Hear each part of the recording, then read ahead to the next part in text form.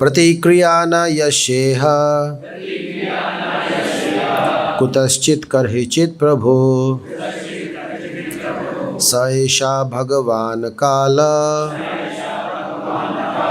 सर्वेषां न समागत। तो इसका ट्रांसलेशन भी बोल लेते हैं साथ साथ में। प्रतिक्रिया रिमेडियल मेजर, न देर इज नन, यस्या ऑफ विच, इह इन दिस मटेरियल वर्ल्ड, कुतश्चित by any means, karhichit or by anyone, Prabho, O my Lord, sa that, esha positively, Bhagavan the personality of Godhead, Kala eternal time, Sarvesham of all, na of us, Samagata arrived. Translation purport by Srila Prabhupada. Srila Prabhupada ki बोलिए, this fitful situation cannot be remedied by any person in this material world. My Lord, it is the Supreme Personality of Godhead as eternal time, Kala, that has approached us all. ओम अज्ञानतिमिरान्धस्य ज्ञानञ्जनशलाकया चक्षुरुन्मिलितं येन तस्मै श्रीगुरुवे नमः। सब लोग श्री चैतन्य मनोभीष्टं स्थापितं येन भूतले स्वयं रूपः कदा मह्यं ददाति स्वपदान्तिकं। वन्देऽहं श्रीगुरो श्रीयुतापदकमलं श्रीगुरून् वैष्णवांश्च श्रीरूपं साग्रजातं सहगण रघुनाथान्वितं साद्वैतं सावधूतं परिजनसहितं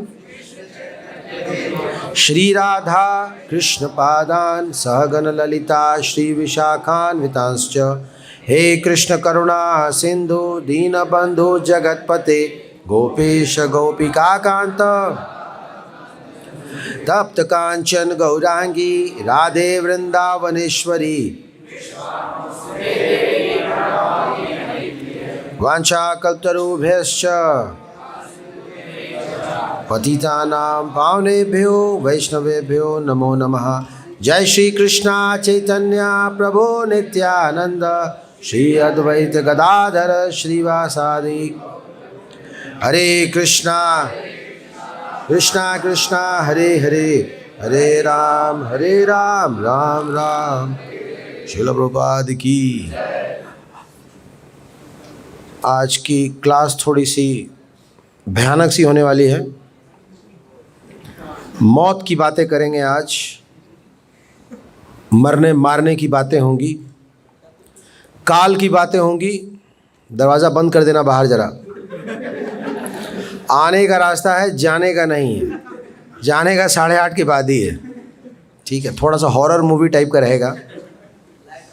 लाइट ऑफ करना है क्या? नहीं, फिर तो आप कहीं और ही चले जाओगे। वहाँ भी नहीं भेजना है आपको भैया, इधर ही रहना है।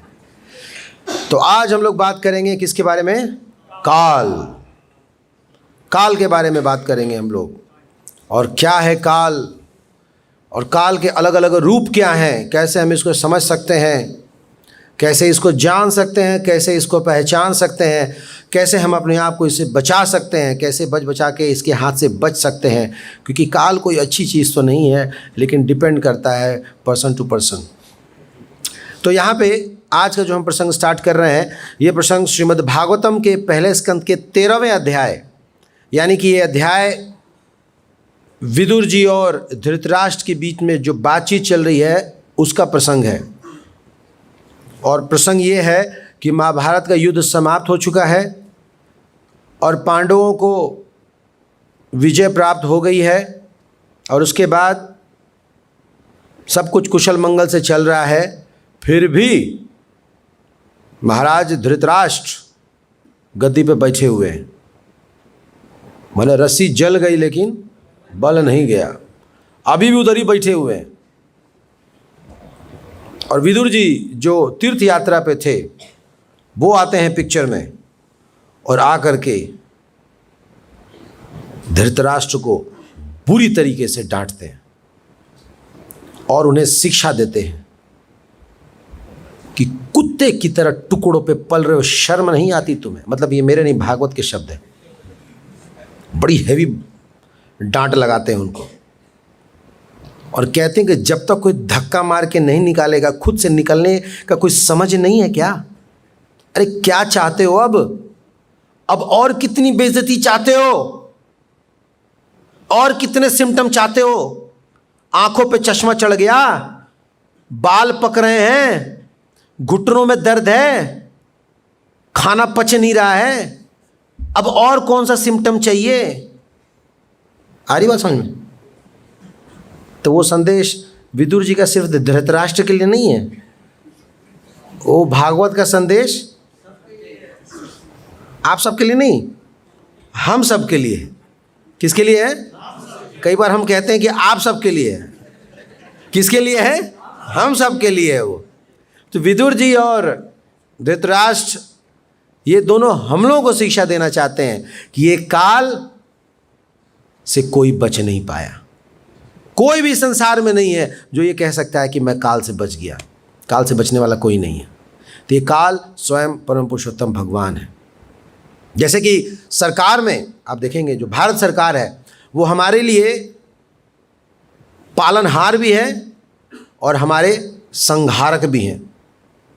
पालनहार किस परिस्थिति में है? जब हम उनकी आज्ञा का पालन करते हैं। पाल ही रहे हमें।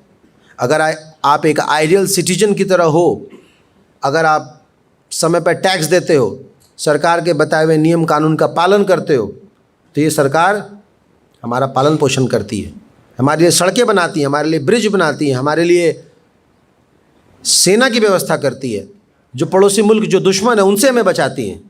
लेकिन यही सरकार हमारे लिए काल बन जाती है। कब? जब हमें चाहिए, वो गाना गाता है ना, हमें तो चाहिए आज़ादी। बस जहाँ ये सब अगर होशियारी करना शुरू किया आपने तो फिर यही गवर्नमेंट आपके लिए काल बन जाती है।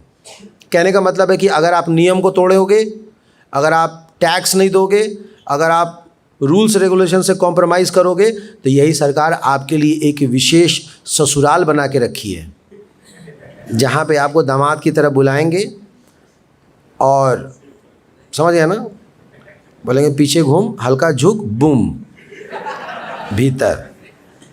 तो वो व्यवस्था भी सरकार की ही है। दोनों चीज़ें सरकारी हैं। तो तिहाड़ जेल भी सरकार ही चलाती है और ये जो खुला हुआ संसार है ये भी सरकार ही चला रही है। डिपेंड करता है हमारे ऊपर। तो ये काल का एक इंट्रोडक्शन है। अब आइए समझते हैं कि यहाँ इस श्लोक के माध्यम से हमें क्या पता चलता है। वैसे आप सब भी थोड़ा बताइए कि आप काल को क्या समझते हो, अच्छा या बुरा? बुरा समझते हो, क्योंकि हमें ऐसा ही पढ़ाया गया है। काल हमें इसी तरीके से पढ़ा। आपको महाभारत का वो सीन याद है? बिल्कुल शुरू में आता है, क्या बोलता है शुरू में? मैं ना वो तो बाद में आता है। मैं समय हूँ। मैं अभी तो आप नहीं बोल रहे, अभी तो तो वो जो समय है वो काल ही है। और वो समझ में नहीं आता था कई लोग तो ये महादेव, मतलब नहीं कृष्ण जी हैं, बोले नहीं राम लग रहा है, बोले नहीं कोई और है। कौन है ये? पहचान में नहीं आ रहा। डायरेक्टर है ना, प्रोड्यूसर है ये। एक्चुअली वो आप समझ में आता है वो कौन है? काल है। काल यानी कि समय है। तो ये भौतिक संसार काल के वशीभूत है। मैटेरियल वर्ल्ड जो भौतिक संसार है टाइम बाउंड है और इसी समय के परिणति में सब के सब लोग फंसे हुए हैं, चाहे वो ब्रह्मा हो या फिर एक छोटी सी चींटी हो।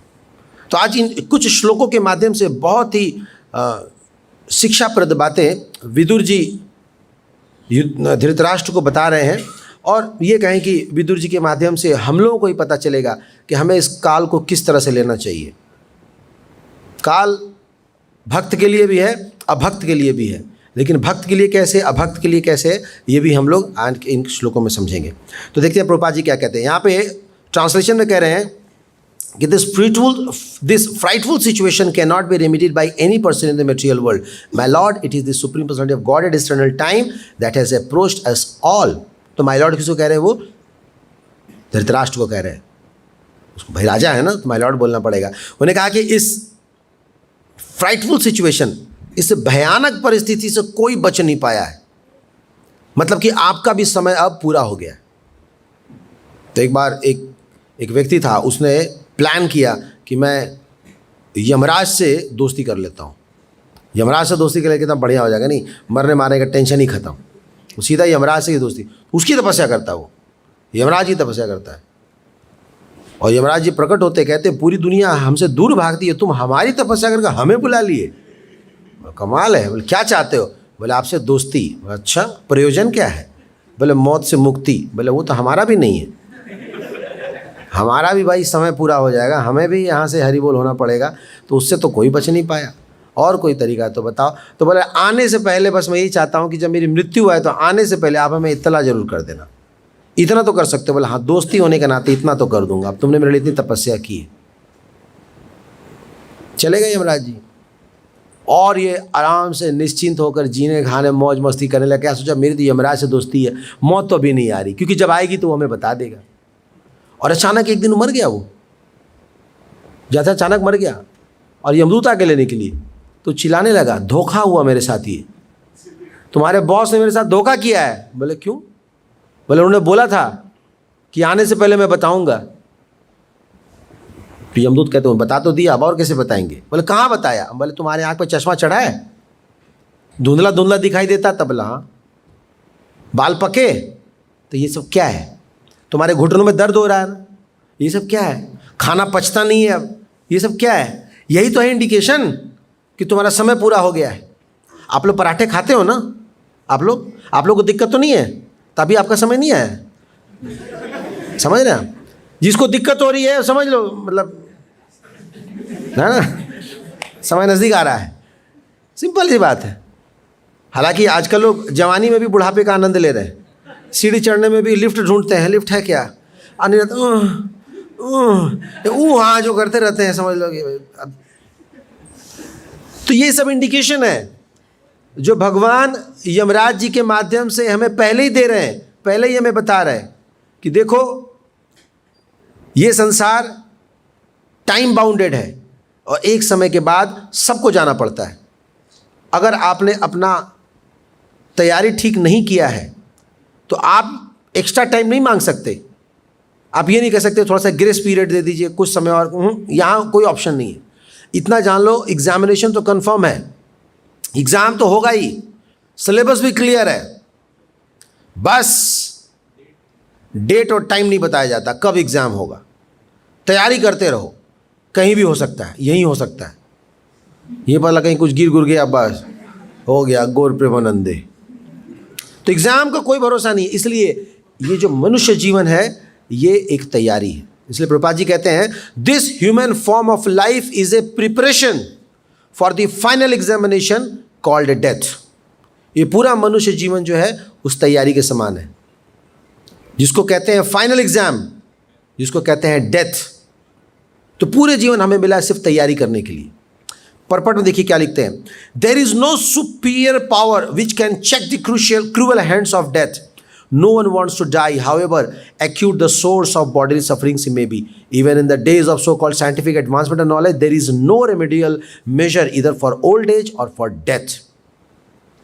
इस काल से कोई नहीं बच सकता, चाहे आज साइंस कितना एडवांस हो जाए। बल्कि पहले जब एडवांस नहीं था तो लोग ज़्यादा बच जाते थे, पहले की आयु ज़्यादा लंबी थी। आजकल तो हॉस्पिटल्स जो हैं किसी 5 स्टार से कम नहीं है। एक बार मैं भी गया था घूमने, मतलब इलाज कराने, 10 मिनट में 10,000 का बिल आ गया था जाते ही। मतलब इनिशियल डेज थे, लगभग 2000 आई थिंक 7 या 8 की बात होगी। तो मैं उन दिनों में थोड़ा कान पान को उतना ध्यान नहीं था और खूब फास्टिंग वगैरह चलता था और मुझे पता भी नहीं था, तो एक स्टोन की प्रॉब्लम आ गई थी। मैं गया और उस समय कंपनी से वो मिलता था, क्या कहते हैं, लाइफ इंश्योरेंस कार्ड होता है ना, मेडिकल कार्ड, ऐसा ही कार्ड होता है। वो मिलेगा बस फोन हमें है ही है, फिर डरना क्या, सीधा चले गए और इलाज कराना बढ़िया वाला हम कराए। तो बोले मैक्स चलते हैं, बढ़िया हॉस्पिटल है। और जैसे कि 5 मिनट, मैक्स था या 40 था पता नहीं, दोनों में से कोई एक था, 5 मिनट के अंदर एकदम फील करा दिया कि मैं पेशेंट हूँ। सारे ऐसे घेर लिए जैसे कि मैं कौए बगुले सब घेर लेते हैं ना, खाऊँ खाऊँ खाऊँ करते, इधर यहाँ वहाँ 50 चीज़ें लगा दी, मुझे फील करा दिया। और 10 मिनट में बिल आ गया, सर इतना जमा कर दो अगर अंदर चलना है तो इतनी सारी सुविधाएं होने के बावजूद भी मौत को कोई रोक नहीं पा रहा और ना ही कोई बुढ़ापे को रोक पा रहा है। नहीं, पहले लोग लंबा जी लिया करते थे, अब लंबा नहीं जी पाते।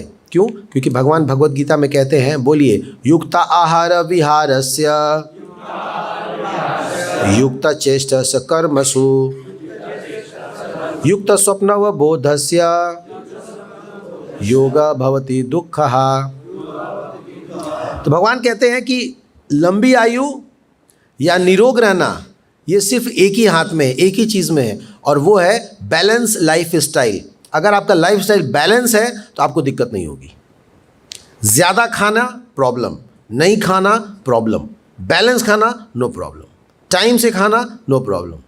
हर चीज़ का एक शेड्यूल होता है। जैसे टाइम से खाएंगे, टाइम से सोएंगे, आपकी आयु लंबी होगी, आपको चेहरे पे झुर्री, बुढ़ापे का सब कुछ नहीं दिखेगा। आप अगर फिजिकल एक्टिविटी करेंगे, आपके आपके शरीर में ब्लड सर्कुलेशन अगर प्रॉपर बना रहेगा, आपको कोई दिक्कत नहीं होगी।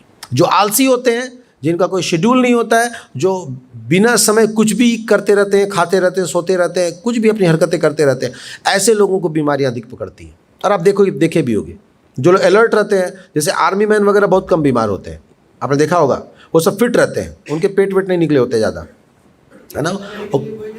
हाँ जी, वो इसलिए वो लेते हैं मेडिकल लीव, पता है क्यों? क्योंकि उनको पता है कि लीव का बस वही एक मात्र तरीका है। वो घर जाके देखोगे गांव पे, है ना, तो कुश्ती लड़ रहे होते हैं। खैर वो टॉपिक अलग है, पर मेरा कह रहा हूँ मैं, इन जनरल बीमार तो सब पड़ते हैं। जब भगवान ने 4 नियम बनाया है ना, जन्म, मृत्यु, बुढ़ापा, बीमारी, तो बीमारी है तो है ही है, बट इन कंपैरिजन टू आपके और हमारे जैसे लोगों के बता रहा हूँ। वो लोग जो है ज़्यादा हेल्दी होते हैं क्योंकि उनकी फिजिकल एक्टिविटी है। वो सुबह उठते हैं, वो वॉक करते हैं, जॉगिंग करते हैं, वर्कआउट होता है उनका, चाहे कितना हुआ डेढ़ उम्र में क्या हो, 40 के हो, 50 के हो, फिट होते हैं कंपैरेटिवली, मैं बता रहा हूँ। उसी तरह से जो लोग इस तरह से हेल्दी लाइफ जीते हैं, उनकी आयु लंबी होती है। उनके चेहरे पे बुढ़ापे जैसी कोई झलक जो है कम उम्र में नहीं दिखती। अदरवाइज़ आप बाकी लोगों को देख लीजिए, अभी उम्र ज़्यादा नहीं है, सिर्फ 20-25 साल का छोकरा होगा, और देखो तो ऐसे बैठा रहता है ना। अब खाएगा ब्रेड सड़ा हुआ, नीचे जाएगा, नीचे से पाँव रोटी खरीद कर लेके आएगा। इतना आलसी होता है कि दूध भी गर्म नहीं करता है, ठंडे दूध में डुबा के खा के फिर रजाई के अंदर घुस जाएगा। यस, अब बताइए इससे क्या होगा? रात में मैं पूरी रात पढ़ा था, सुबह उठा, कुछ खाना बनाने का मन नहीं किया, नींद आ रही थी, तो मैं ब्रेड खा के सो गया। ऐसी स्थिति है। अब बताइए आपको ऐसी नौकरी अगर मिल भी जाए तो अब करोगे क्या? क्या कमाओगे, क्या जियोगे, क्या घर गृहस्थी बसाओगे आप? एक मैं आपको ट्रू स्टोरी सुनाता हूँ। एक लड़का जो बहुत तेज था पढ़ने में, वेरी शार्प, कोई भी एग्ज़ाम देता था ऑलमोस्ट निकाल लेता था। वो उसके पास मल्टीपल ऑफर लेटर होते थे। वो प्लान करता था मैं कौन सा वाला ज्वाइन करूँ। तो उसकी ज्वाइनिंग एक बार हुई, ये नोएडा मेट्रो है ना, उधर उसने ज्वाइन किया। तो उसके पहले क्या हुआ था कि जब मेडिकल टेस्ट हुआ, तो मेडिकल टेस्ट में कुछ डिटेक्ट किया गया उसके यूरिन से। तो डॉक्टर ने उसको बोला कि देखो तुम्हारा सब कुछ क्लियर है, but there is some problem with the urine, मतलब कुछ इसमें गड़बड़ी है, आप चाहो तो ऑपरेट करा सकते हो, तो ये प्रॉब्लम तुम्हारा सॉल्व हो जाएगा। तो उसने बोला हाँ ठीक है, मैं दवाई खाता हूँ या फिर कुछ करता हूँ। तो रीमेडिकल के लिए वो अपीयर हुआ, और इस बार जब वो अपीयर हुआ ना रीमेडिकल के लिए, तो जब वहाँ पे गया तो बाथरूम के बाहर में ना एक पुलिस वाला था। वो पुलिस वाले से रिक्वेस्ट करता है, कहता है कि सर मैं बहुत गरीब परिवार से हूँ, मेरा परिवार किसान का है, मुझे नौकरी की बहुत ज़्यादा ज़रूरत है, प्रॉब्लम हो जाएगा, ये वो एक छोटी सी बस डिफ़िकल्टी आ रही है, क्या आप अपना सूसू दे दीजिए हमें। उसका टॉयलेट ले लिया और सैंपल में दे दिया, पास हो गया, नौकरी मिल गई उसको। और उसी समय कोरोना काल आया था, जिस समय की गाड़ियाँ बहुत कम चलती थी, काम धाम तो कुछ था नहीं, और आलसी वैसे ही था। तो नीचे से वही ब्रेड ले आके, बिस्किट ले आकर के, दूध ले आके खा पी के काम चलाता था। और जिस प्रॉब्लम के चलते उसको रोका गया था ना, उसके तरफ से ध्यान ही चला गया उसका। उसको लगा नौकरी मिल गई, अब क्या करना है, मौज मस्ती। कुछ दिनों बाद उसके पेट में दर्द बढ़ने लगा। अब उसने जांच कराया, समस्या बढ़ती गई, और बाद में पता चला उसका किडनी फेल हो गया। अब किडनी की ये प्रॉब्लम है ना कि किडनी फेल हो जाती तो पास नहीं होती। जैसे लीवर है, लीवर खराब हो गया तो उसको रिपेयर करके ठीक किया जा सकता है, लंग्स भी ठीक हो जाता है, लेकिन किडनी की प्रॉब्लम ऐसे ये, जैसे आप देखते थे पहले बजाज कंपनी का फिल्टर आता था, फिल्टर, वो फिल्टर खराब होता है ना तो रिपेयर नहीं होता, वो रिप्लेस होता है। किडनी की ये प्रॉब्लम है, किडनी में कुछ ऐसा कर ही नहीं सकते आप, रिप्लेस ही होता है। बहुत दौड़ धूप किया, बहुत उसने परेशानियों का सामना किया, कई सारे बाबाओं के चक्कर में पड़ा, ये वो कुछ भी कर लिया, लेकिन वो तो चीज़ ऐसी कुछ नहीं कर सकते। लास्ट में ऐसी नौबत आई उसको चेंज कराना पड़ेगा। तो वो नौकरी गई, पहले वो नौकरी से उसको छुट्टी हो गई। उसी बीच एक और जगह उसकी जॉब लगी थी, वहाँ भी उसने ज्वाइन किया था, यूपी में कोई था, वहाँ भी उसने ज्वाइन किया था, लेकिन कुछ समय पहले उसने छोड़ दिया उसको। तो दोनों जगह उसको मेडिकल सुविधा नहीं मिल पाई। अब लास्ट में उसके भाई ने, जो कि हमारे बेस का डिवोटी है एक, उसके भाई ने उसको किडनी दिया, जो डिवोटी है उसने किडनी दिया। अभी भगवान की कृपा से उसकी लाइफ ठीक ठाक है, लेकिन अब उसका दिनचर्या ठीक है। अब रात में जगता नहीं है, सुबह उठता है टाइम से, प्रसाद भी टाइम से लेता है, सब कुछ करता है। हम ऐसे बता बता के थक जाते हैं हम लोग, ऐसे सुनेंगे नहीं। मैंने वो चाहत है कि एक किडनी फूंक दे तभी बात मानेंगे, और ये बात भगवान भगवद गीता में पहले समझा रहे हैं। तो भाई समझ लो ना। तो ये लाइफ है। हम स्टूडेंट्स लाइफ में पता नहीं क्या समझ रखे हैं कि हमें लगता है कि पैसा ही सब कुछ है, हमें लगता है कि जॉब ही सब कुछ है। आप सेकंड आ जाओ, थर्ड आ जाओ, हेल्दी रहो, वो लाख दर्जा अच्छा है, बजाय इसके कि आप फर्स्ट आओ और 4 आदमियों को कंधे पे लेकर अवार्ड देने ले जाए। चल भाई तेरा तू फर्स्ट आया है, ला मेडल ला भाई। क्या फ़ायदा उस मेडल का? क्या करोगे उस पैसे का? क्या करोगे इस नौकरी का? बताओ। तो पहले शरीर है, फिर साधना है, और तब सेवा है। और यही बात भगवान भगवद गीता में कहते हैं कि अपने स्वास्थ्य को ठीक रखना सबसे ज़्यादा प्रायोरिटी है। स्वास्थ्य को ठीक रखेंगे, यही काल आपके काम आएगा, वरना एक बार अगर बिगड़ गया आप कुछ नहीं कर सकते। समझिए कि आपने हाथ धो लिया, अब नो लुकिंग बैक। तो यही यहाँ पे कह रहे हैं कि करोड़ों रुपए खर्च करने के बाद भी उस स्वास्थ्य को आप वापस नहीं ला सकते। ये काल चक्र ऐसा है। इसीलिए हम लोग लिखते हैं 25 ईयर्स ओल्ड। कई लोग बोले हम एलोवेरा का जूस पी लेंगे तब। तो एलोवेरा का जूस पियोगे तो जितना फूंक गया वो तो वापस थोड़ी आएगा। हाँ, ये हो सकता है कि धीरे धीरे फूंकेगा, लेकिन उसका प्रभाव तो पड़ेगा ही। तो एक पॉइंट प्रभुपाद जी ये कह रहे हैं कि इस काल को आप मेडिकल या चिकित्सा या धन के द्वारा कंट्रोल नहीं कर सकते। उसके बाद आगे बता रहे हैं कि Vidura inform Dhritarashtra there was no remedial measure by anyone for any source in this material world. तो इसका कोई उपाय नहीं है। आप काल के गाल में आपको जाना है तो सबको जाना है। फिर बता रहे हैं death can not be checked by anyone on from any source within this material world. फिर बता रहे हैं Hiranyakashipu wanted to be immortal and underwent severe type of penance by which the whole universe tremble and Brahma himself approached him to dissuade Hiranyakashipu from such severe type of penance। तो ब्रह्मा जी के सामने हिरण्यकशिपु गया था और उसने भी यही प्रस्ताव रखा था कि आप मुझे अमरता का वरदान दीजिए। ब्रह्मा जी भी ने यही बोला कि भाई मैंने सृष्टि बनाई है, लेकिन मेरा भी टाइम है, मेरे को भी एक समय के बाद इस संसार को छोड़ना पड़ेगा, तो तुम कैसे अमर हो सकते हो?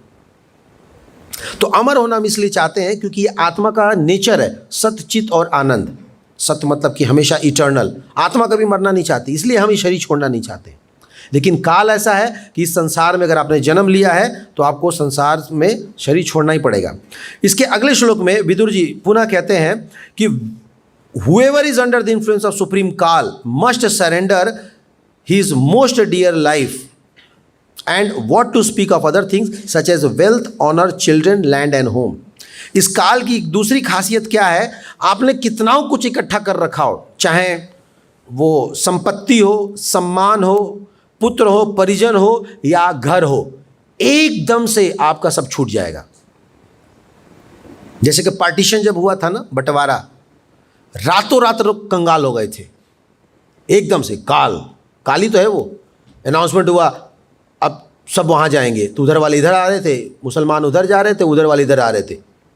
आज जो बहुत बड़ा जमींदार था कल एकदम से फकीर हो गया, रातों रात, कुछ नहीं कर सकते।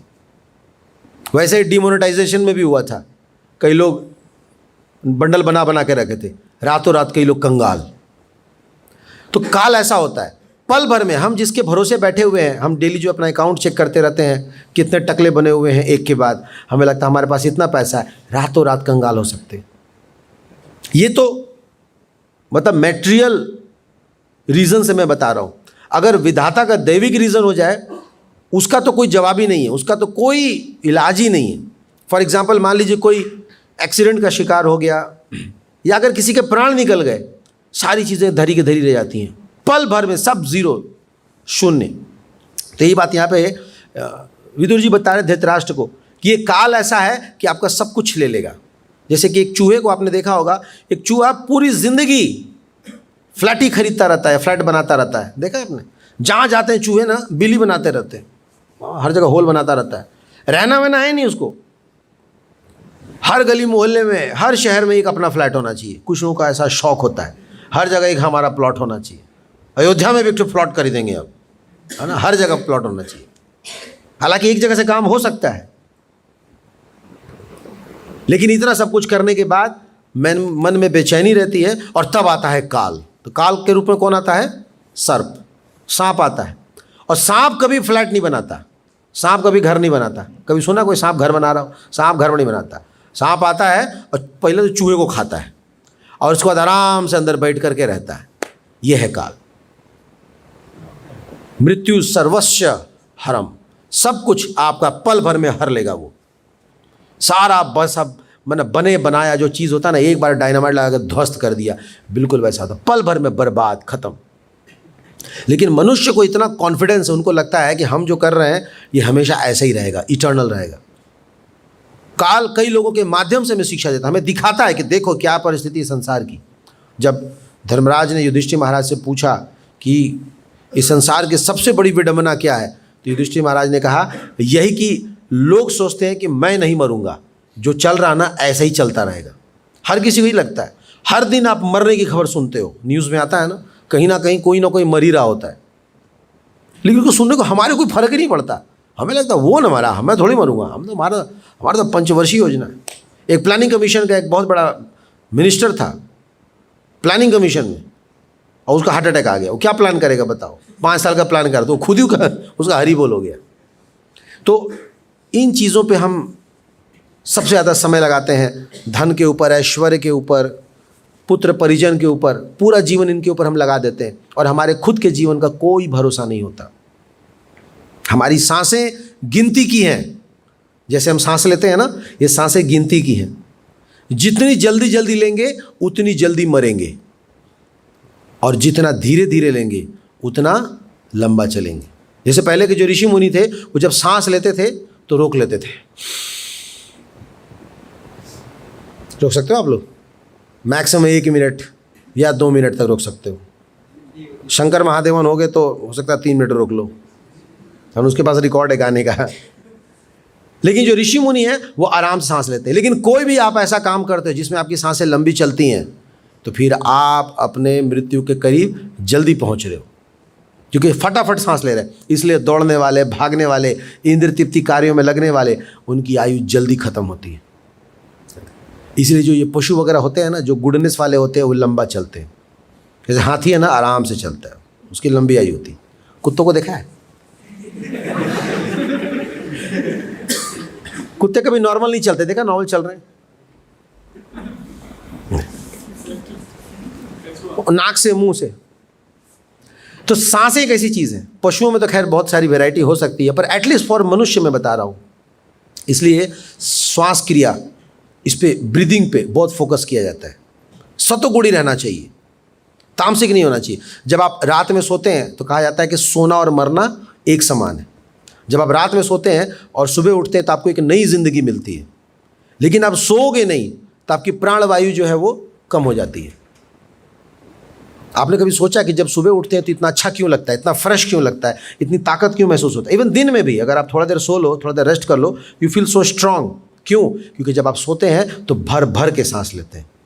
जैसे आप अभी सांस ले रहे हैं ना, वैसे रात में नहीं लेते, सोते समय नहीं लेते। सोते समय आपकी सांसें भर भर के आती हैं, तो प्राणवायु है, पूरे शरीर में उसका संचार होता है। लेकिन जब हम काम करते रहते हैं, थोड़ा थोड़ा लेते रहते हैं। और मुंह से सांस लेना सबसे गंदा होता है, सबसे गलत होता है। मुंह से बिल्कुल सांस नहीं लेना चाहिए। कई लोग जब बहुत ज़्यादा थकते हैं ना, तो नाक, मुंह, कान सब चलाते हैं, बाहर है। नाक से ही सांस लेता, मुंह सांस लेना अच्छा नहीं होता। मुंह से अगर सांस ले रहे हो मतलब कि आपकी उल्टी गिनती शुरू हो गई है। आपको पता है ये बात ना? जैसे किसी का पता करना है ना, जैसे किसी के पास कुछ क्षण बचे रहते हैं तो उसका उल्टा सांस होता है।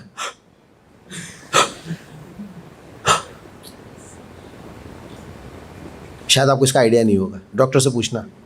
उसको कहते हैं उल्टी सांसें। जब उल्टी सांसें चढ़ती हैं ना तो समझो कि हरी बोल होने वाला है। मैंने कुछ बार लेगा, 5, 10, 15, 20 बार जो भी लेगा, उसके बाद ज्ञानिलो प्रेम धन गाइए आप। तो इन सांसों से इंडिकेट होता है कि हमारी आयु कितनी है, हम कितना लंबा समय जो है वो जी सकते हैं। तो यहाँ पे ये बता रहे हैं कि wealth, honour, children, land, home, this all get diminished, finished just by one stroke of kaal. काल क्या करता है, पल भर में उसको हर लेता है। तो जिसके पीछे आप अपनी पूरी जिंदगी लगा रहे हो, उस जिंदगी की वैल्यू समझो। आप जिसके पीछे टाइम इन्वेस्ट कर रहे हो वो आपको काम नहीं आएगा, इसमें से कुछ भी काम नहीं आएगा। मान लो मौत आ गई, इसमें से कोई आपको नहीं बचा पाएगा, पैसा वगैरह कुछ नहीं। अभी कोरोना काल में कितने सारे लोग हैं पैसा होते हुए भी कुछ नहीं कर पाए। मुझे कभी कभी एम्स में बोलने का मौका मिलता है, वहाँ जाता हूँ तो वहाँ के मुझे डॉक्टर्स बता रहे हैं 30-35 तो वहीं निपट गए, एम्स वाले ही। उनको तो नहीं मरना चाहिए था ना, वो तो भाई मेडिकल मैन है, उनको गवर्नमेंट ने फ्रंट लाइन प्रायोरिटी दी हुई थी। लेकिन मौत सबके लिए है, इक्वली एप्लीकेबल। तो शक्ति, सामर्थ्य, धन, यश सब कुछ रहते हुए भी कोई से बच नहीं सकता। तो यहाँ पे ये बता रहे हैं कि जिसके पीछे हम इतना भागते हैं, जिसके पीछे हम अपना पूरा जीवन लगा देते हैं, वो भी हमारे काम नहीं आता। कुछ लोग ऐसे भी हैं जो अपना पूरा जीवन लगा करके कोई प्रॉपर्टी खरीदते हैं और हर महीने उसका EMI पे करते हैं। उनकी ज़िंदगी EMI में नहीं पूरी हो पाती, उसका अगला जनरेशन आता है तब जाके पूरा होता है। लेकिन अगला जनरेशन पता चला कहीं और शिफ्ट हो गया और उसको किराए पे लगा दिया। बताइए, आप इतना मेहनत करके आशियाना खरीदे और आशियाना में काशियाना रह रही हैं, अब गई, फिर क्या फ़ायदा बताइए। तो सोचना चाहिए, विचार करना चाहिए कि हमारे पास ये जो सांसें, ये जो ऊर्जा है, हम कहाँ इन्वेस्ट कर रहे हैं। क्या हम सही जगह इन्वेस्ट कर रहे हैं जहाँ से हमें रिटर्न आएगा, या फिर हम भेड़ चाल रैट रेस में पागल है। ठीक है, लास्ट में आपको एक वीडियो दिखाएंगे रैट रेस का, कैसे लोग मौत की तरफ भाग रहे हैं। ठीक है, इसका अगला श्लोक देखते हैं। इसमें विदुर जी कह रहे हैं धृतराष्ट्र को, your father, brother, well wishers and sons are all dead and passed away. मतलब आपके जितने भी भाई थे, बंधु थे, पिता थे, बाल बच्चे थे, सब के सब मर गए। You yourself have expended the major portion of your life, your body is now overtaken by invalidity and you are living in the home of another. तो ये हमारे लिए भी शिक्षा है। हमारे भी बहुत लोग अपने थे जो चले गए। नहीं, जैसे अगर मैं अपनी बात करूं तो मेरे दादाजी गए, दादी गई, नाना गए, नानी गई, मम्मी गए, पापा गए, एक भाई भी गया, कुछ एक आध दोस्त यार थे वो भी निपट गए, कुछ दिन बाद जो बचे वो भी चले जाएंगे। सबके साथ ऐसा ही होता है। लेकिन फिर भी हमें समझ में नहीं आता है। जैसे ट्रेन होता है ना, ट्रेन में जब आप जाते हो बैठ के, आपने देखा होगा एक एक करके सारे पैसेंजर उतरते जाते हैं। नहीं, इससे क्या पता चलता है, इससे क्या पता चलता है, कोई ज़रूरी नहीं है। ये ट्रेन यार्ड में जा रही है, ये ट्रेन परमानेंट स्थान नहीं है। इसी हमें ये पता चलता है ये वो जगह नहीं है जहां पे हमें अपना जीवन बिताना है। This is a temporary place. सबने उतरा है, हमें भी उतरना पड़ेगा। तो खुद उतरने के बाद प्लानिंग करने के बदले हम उल्टा दुख यत्न करते हैं, दुख दिखाते हैं, मत जाओ, तुम क्यों छोड़ के चले गए। अरे तुझे भी जाना है भाई, उसको कहते तू क्यों छोड़ के चले गए, और तू नहीं उतरेगा। नहीं, मैं भी यार्ड में जाना है तुझे, झाड़ू लगाने वाले हैं, झाड़ू से मारेंगे तेरे को। सबने जाना है। ये हिरण्याक्ष जब मरा था ना, तो हिरण्यकश्यप भी हिरण्याक्ष की पत्नी को समझाया था कि ये जो मृत्यु है ये अटल है और हर किसी को आनी है। इसके लिए दुख क्या करना, बल्कि इसके लिए तैयारी करनी है। और ये मृत्यु है क्या वास्तव में, शरीर का बदलना है, आत्मा तो अमर है, तो उसकी तैयारी करनी चाहिए। लेकिन हम साथ में रहते रहते, बैठते बैठते, खाते पीते, सोते जागते अटैचमेंट हो जाता है और जो रियलिटी है उससे हम भूल जाते हैं। तो याद करना चाहिए, हमारे जितने भी अपने थे सब चले गए और जो बाकी है उनको भी जाना और मुझे भी जाना है। तो किस चीज़ का attachment, I will take question at the last. तो हम सब जो हैं, जितने भी लोग हैं इस संसार में जाने वाले हैं, काल किसी को नहीं छोड़ता है। और साथ में ये भी कह रहे हैं कि हमारा भी जो जीवन है उसका मेजर पार्ट चला गया। यहाँ भी हम जो बैठे हैं मेजर पार्ट चला गया या जा रहा है। अब आजकल के उम्र के हिसाब से अगर देखा जाए तो 60-65 साल एवरेज चल रहा है और लगभग 25-30 साल आपके हो ही गए। आधी ज़िंदगी तो जी ली आपने। अगर अभी भी अगर न समझे तो फिर ये ना समझना कि नहीं आपको एक्सक्यूज़ कर दिया जाएगा। नहीं, अगर खुद से अगर आप छोड़ दो या खुद से डिटैच हो जाओ तो समझो कि आपको डिपार्ट करना इजी होगा। जैसे कि जो नारियल पक जाता है ना, अपने आप निकल जाता है गोले से, देखा आपने? नारियल जो पकता है ना बहुत कंफर्टेबली अलग हो जाता है खोपले से, लेकिन जो कच्चा होता है ना उसमें बहुत मशक्कत लगानी होती है। तो कहने का मतलब है कि अगर आपको इस संसार से बैराग है मतलब कि आपको उतना ही मतलब है जितनी की आवश्यकता है, तो आपको दिक्कत नहीं होगी। पहले के ऋषि मुनि ऐसे ही होते थे, पहले के सेल्फ रियलाइज लोग ऐसे ही होते थे, चाहे गृहस्थ ही हो ऐसे होते थे। उनको इतना ज्ञान होता था कि ये शरीर का एक समय है। और कई लोग तो बोल देते थे, आपके नज़र में भी कोई ना कोई ऐसा जरूर रहा होगा जो बोल देते हैं पहले ही कि देखो इतना इतना बजे मुझे जाना है, आप सब लोग प्लान कर लो। जो सिद्ध पुरुष होते हैं पहले बता देते हैं और बहुत कंफर्टेबली शरीर को छोड़ते हैं, बिना रोए पीटे परेशान हुए आराम से कंफर्टेबली शरीर छोड़ते हैं। होते रियलाइज सोल होते हैं। और आज अगर पूछने जाओ, डॉक्टर मुझे बचा लो डॉक्टर, मैं मरना नहीं चाहता। माइकल जैक्सन ने अपना एक एक अंग जो है ना दान कर दिया था, मतलब दान इन द सेंस कि उसके लिए एक एक डोनर खड़ा करके रखे थे। ये खराब हो इसको लगाना, ये खराब हो इसको बुलाना, इधर गड़बड़ इसको लगा देना, ऐसे सबको खड़ा करके रखा था। और ज़्यादा उम्र नहीं जिया वो, मेरे ख्याल से 50-60 के बीच में निपट गया था, 55 साल में निपट गया। इंटरनेट हैंग हो गया था उसके मरने पे। उससे ज़्यादा सिक्योरिटी कौन ले सकता है? तो शरीर भी ये साथ देने वाला नहीं है। जब मुंह में दांत नहीं रहेगा, पेट में आंत नहीं रहेगा, तब क्या भजन करेंगे? तो हम सब भी पल पल देख रहे हैं, हमारे बॉडी में एक प्रोसेस को कहते हैं मिटोसिस एंड मियोसिस प्रोसेस। 7 महीने में पूरा शरीर हमारा बदल जाता है और हर पल ये स्किन डेड होता है, हर पल स्किन मरता है। लेयरिंग्स है ना, ये हटते रहते हैं स्किन के, यानी कि हम हर पल मर रहे हैं। बहुत छोटे में मैंने एक बार, नहीं मेरी दाढ़ी जब आई थी तो मैं एक बार एक नाई से पूछा था, मैंने बोला था भाई ये दाढ़ी कितने दिन में बढ़ता है? तो उसने बड़ा अच्छा ज्ञान दिया था, बोला कि जैसे आप शेव करके उठते उसी समय बढ़ना चालू हो जाता है। ये बात मुझे याद है, बोला हाँ बात तो सही कह रहा है। ऐसा नहीं कि दाढ़ी 3 दिन में बढ़ता है या 4 दिन बढ़ता है, आप जैसे ही शेव करते हो ना वो तुरंत बढ़ना शुरू होता है। एक्चुअली हमें नहीं दिखता है, तो ये रेगुलर प्रोसेस है। हमारा शरीर पल पल मर रहा है, हर पल हम मर रहे हैं और मृत्यु के नज़दीक जा रहे हैं। ऐसा नहीं कि रुका हुआ है अचानक मृत्यु के नज़दीक आ गया, ऐसा नहीं, हर पल हम मर रहे हैं। तो इसके पहले वाले श्लोक में विदुर जी ने बताया कि हमारे जो एसेट्स हैं काम नहीं आएंगे, और इस वाले श्लोक में क्या कह रहे हैं? हमारे रिश्तेदार भी हमारे काम नहीं आएंगे और हमारा शरीर भी काम नहीं आएगा। एक राजा साहब थे, उनकी 4 पत्नियां थीं। 3 का नाम था कंचन, कामिनी, काया, और एक और पत्नी थी जो सबसे पहले वाली, उसको हमेशा इग्नोर करता था वो, और इन कंचन कामिनी काया के चक्कर में पड़े रहता था। राजा साहब बूढ़े हो गए, मौत के करीब आ गए, बहुत क्वालिटी टाइम दिया था सबको। तो वैद्य जी ने आके बोल दिया कि राजा साहब आपका हरि बोल होने वाला है, कोई अंतिम इच्छा है? बोला हाँ मैं चाहता हूँ कि मैं अपनी पत्नी के साथ जाऊँ। उन्होंने बुलाया, कंचन क्या तुम मेरे साथ चलोगी? तो कंचन बोलती है आपका दिमाग खराब हो गया राजा साहब, आज तक हमने आपका साथ दे दिया, क्या ये कम है? बस हमारा साथ यहीं तक था, अब आप बाकी यात्रा आपकी अकेली। कामिनी को बुलाया, तुम तो मेरे साथ चल लो, तुमको तो मैंने बहुत प्राइवेट टाइम दिया है। बोले दिया होगा, लेकिन अब वो टाइम मुझे किसी और से लेना है, अब आप इनवैलिड हो गए, अब आप में वो बात नहीं रही। और जो काया है वो अंदर ही नहीं आई, कमरे के दरवाजे से चली गई। बोला आपका चेहरा जो है ना हमारे से मैच नहीं करता, हम तो काया माने सुंदर चेहरा। तीनों ने साथ छोड़ दिया। राजा साहब रोने लगे, बहुत दुखी हो गए कि जिसको मैंने सबसे ज़्यादा समय दिया, कंचन कामिनी काया यानी कि धन को, कामिनी यानी कि काम वासना को, और काया यानी कि सकल सूरत को, इन्हीं तीनों चीज़ों पे हम फंसे रहते हैं ना। तीनों को हमने टाइम दिया, तीनों ने धोखा दे दिया। लेकिन उसकी जो सबसे पहली पत्नी थी वो आई और वो आके बोली कि महाराज हम आपके साथ चलेंगे। तो बोले लेकिन हमने तुम्हें टाइम ही नहीं दिया। बोला कोई बात नहीं महाराज, हम स्टैंड बाई में आपका वेट कर रहे थे, आपने मुझे याद आ गया, याद किया, हम आपके साथ हैं। और हम आपके साथ कब नहीं थे? तो वो पता कौन थी? वो परमात्मा। तो परमात्मा हमारे साथ हमेशा है।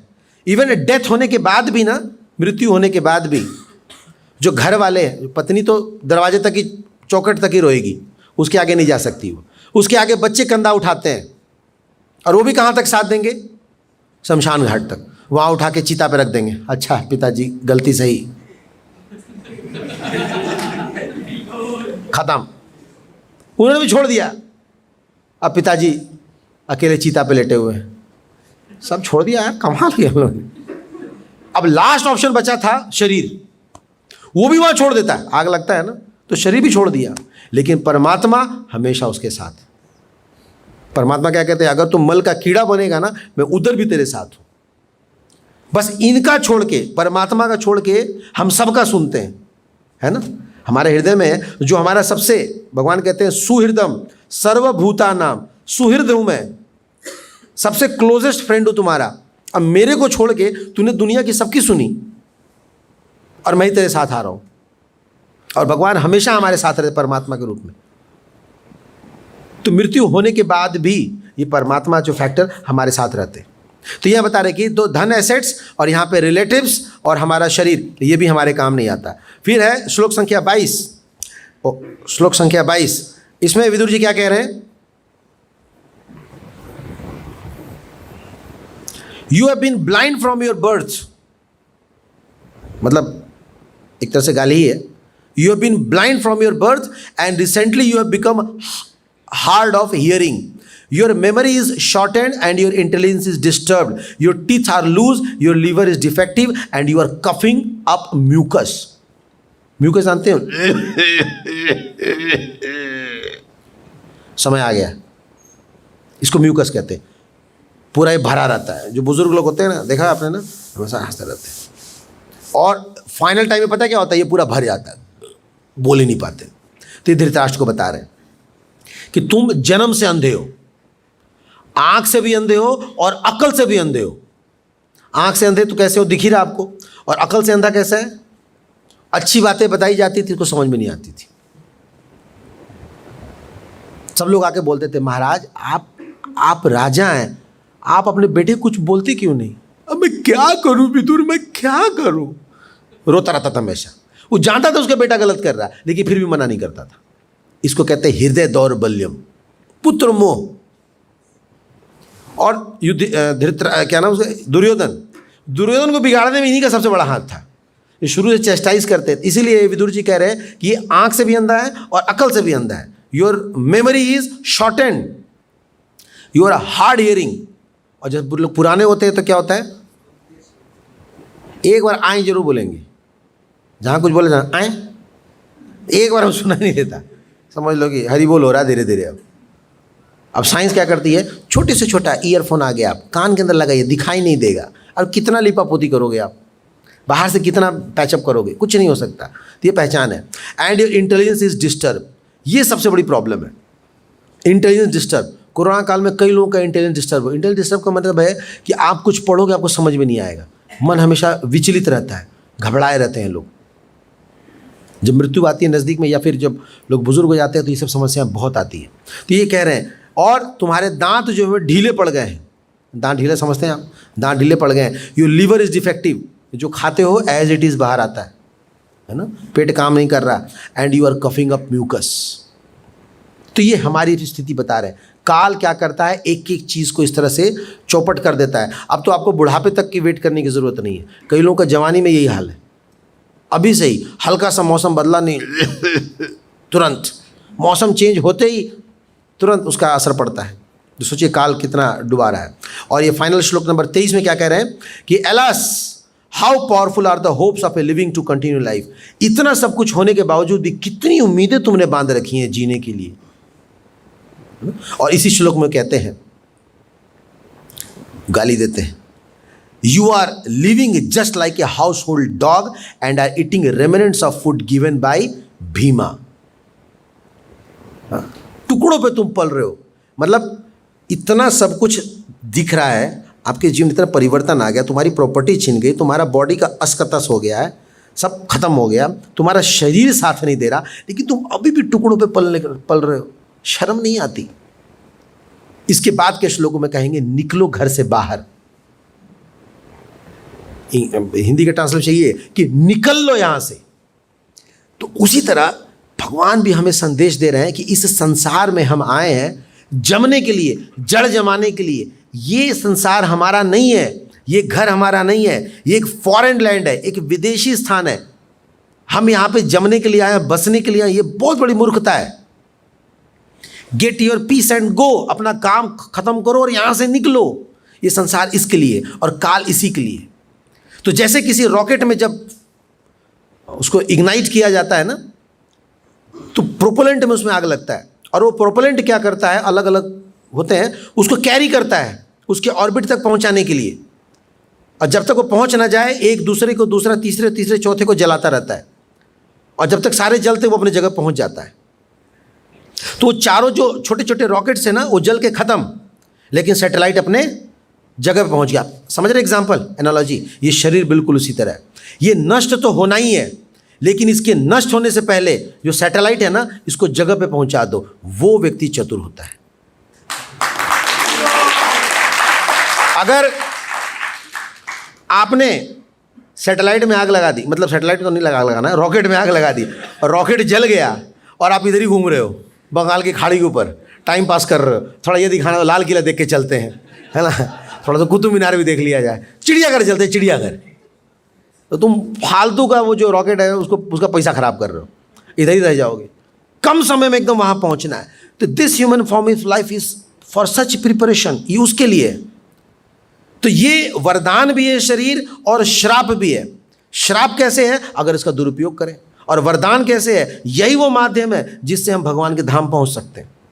तो पशुओं को ये सुविधा नहीं है, लेकिन मनुष्यों को सुविधा है। मनुष्य के पास ऐसा इंटेलिजेंस है कि शरीर का फायदा उठा करके आत्मा को सही जगह ठिकाने लगा सकता है।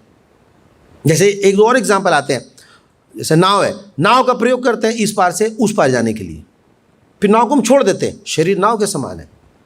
सब्जी घर लेकर के आते हैं एक थैले में करके, वो थैला वो क्या है? वो शरीर है। जब घर लेके आए सब्जी तो थैले को हम फेंक देते, थैले का काम खत्म, अब सब्जी को यूज़ करते हैं।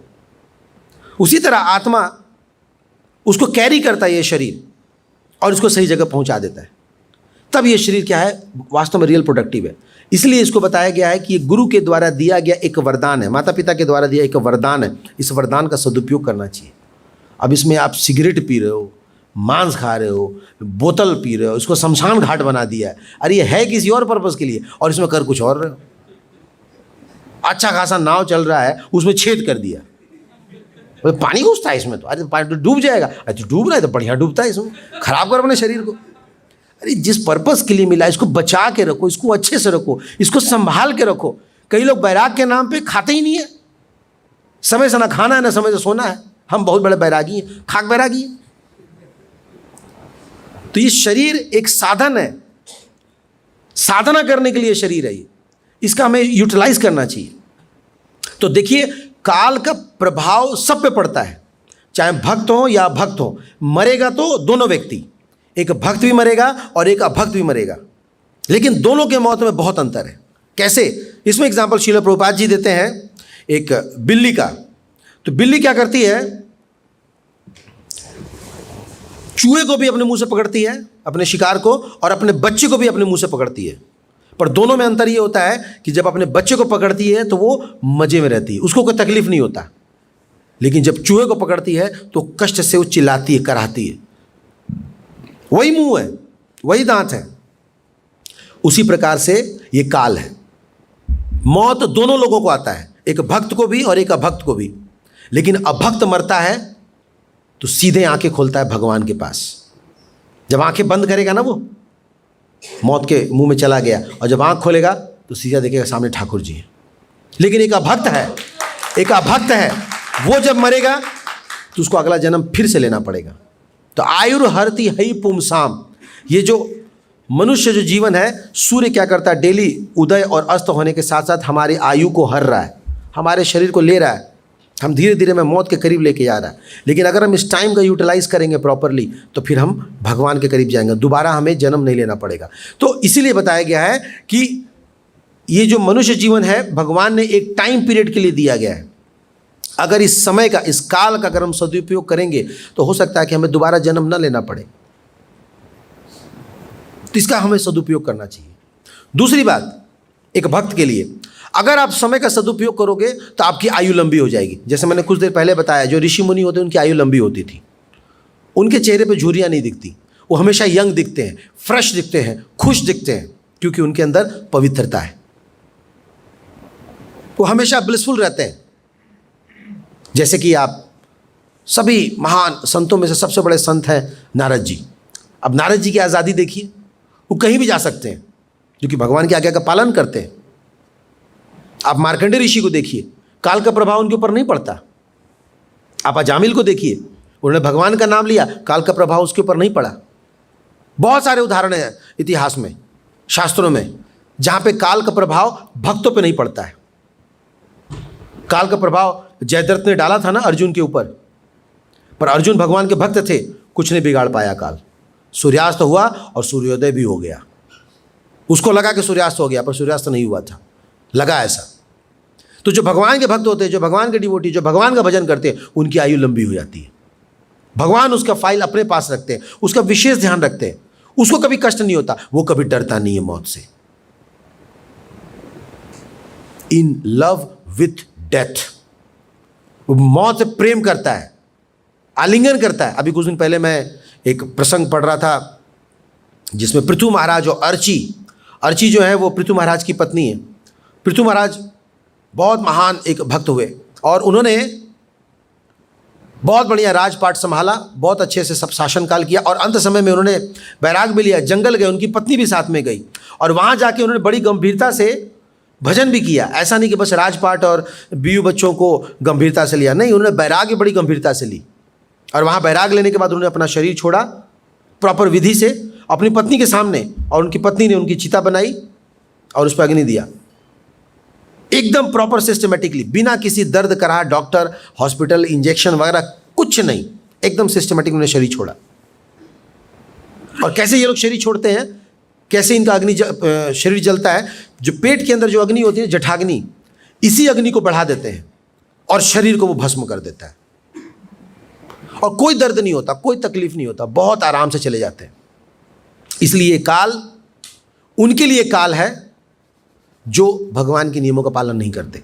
भक्त के लिए काल वरदान है, भगवान है। ये काल एक डिवोटी के लिए भगवान के रूप में है और यही काल एक अभक्त के लिए मृत्यु के रूप में है, कष्ट के रूप में है। जैसे यमराज है ना, यमराज दो लोगों के पास आते हैं, एक उसके पास जिसकी मृत्यु आ गई है, दूसरा उसके पास जो भागवत कथा कर रहा है। यही दो स्थान पे यमराज भी जाते हैं, या तो कथा सुनने जाते हैं या तो किसी को टपकाने जाते हैं, उठाने जाते हैं।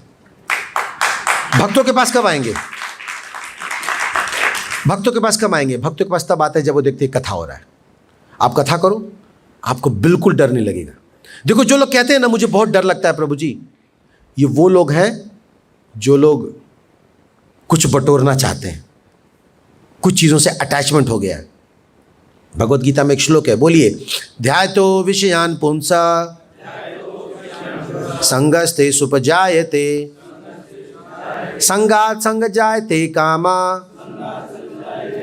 कामा क्रोध विजायते क्रोधात् भवति सम्मोहा सम्मोहा स्मृति विभ्रमा स्मृति ब्रह्म साध बुद्धि नाशो बुद्धि नाशात प्रणश्यति।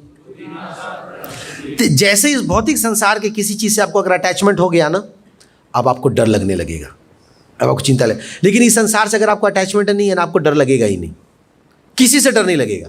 देखो, भक्त निडर होते हैं, भक्त अभय होते हैं, भक्तों को फर्क नहीं पड़ता। क्यों? क्योंकि उनको डर ही नहीं है, उनको पता सब भगवान का, मेरा कुछ है ही नहीं। लेकिन जहां आप ये सोचते हैं ये मेरा है, ये हमारा है, ये हम लोगों का है, कोई छीन न ले, तब आप डरते हो। डर भय से खत्म हो जाता है, सिंपल। इसको कहते हैं अपवर्ग। क्या कहते हैं? अपवर्ग। पवर्ग जानते हैं? पवर्ग बोलिए, प फ ब भ म, कख में आता है ना।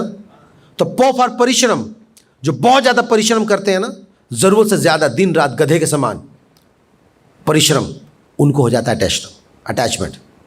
तो प से परिश्रम, और फ से क्या होता है? फेन, पूरे मुंह में झाग आ जाता है, मेहनत कर करके हालत खराब कर लेते हैं अपनी। और इसी प और फ से क्या होता है? ब फॉर बंधन, उसको हो जाता है अटैचमेंट।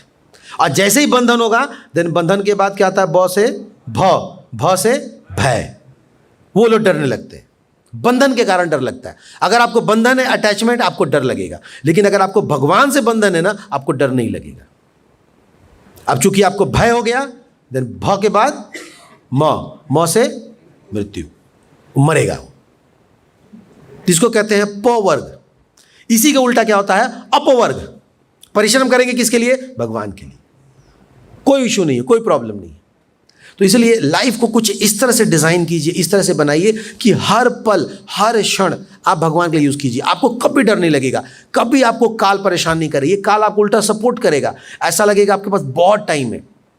आप सुबह उठिए, जाप कीजिए, मंगल आरती कीजिए, भागवतम पढ़िए, प्रसाद पाइए, लगेगा पूरा दिन आपके पास है। आप देर से उठिए, लगेगा कि पूरा समय खत्म हो गया। नहीं, जो डिवोटी, आप में से कितने लोग सुबह उठ जाते हो अर्ली इन द मॉर्निंग? कितने लोग सुबह उठ के माला करते हो? कितने लोगों का 9 बजे के पहले माला, चैंटिंग, हियरिंग सब हो जाता है? आप लोग बता सकते हैं? नहीं, लगता पूरा दिन पड़ा है हमारे पास। और जो लोग 9 बजे सो के उठते हैं, वो लगता है आधा दिन तो ऐसे ही खत्म हो गया। उस समय हम रेस्ट करने जाते हैं, हम तो खा पी के मस्त 9 बजे सेकेंड राउंड लेने जाते हैं, और कई लोगों की दिन की शुरुआत होती है। तो ऐसे में अपनी ज़िंदगी खराब करते हैं। तो सुबह उठे, अपनी प्राणवायु को बढ़ाएं, अपना एक एक समय भगवान की सेवा में लगाएं। ये काल आपका कुछ नहीं बिगाड़ेगा, उल्टा ये आपका सपोर्ट करेगा। इसी शरीर से आपको भगवत धाम ले जाएगा, भगवान के दर्शन कराएगा। Thank you so much. Hare Krishna.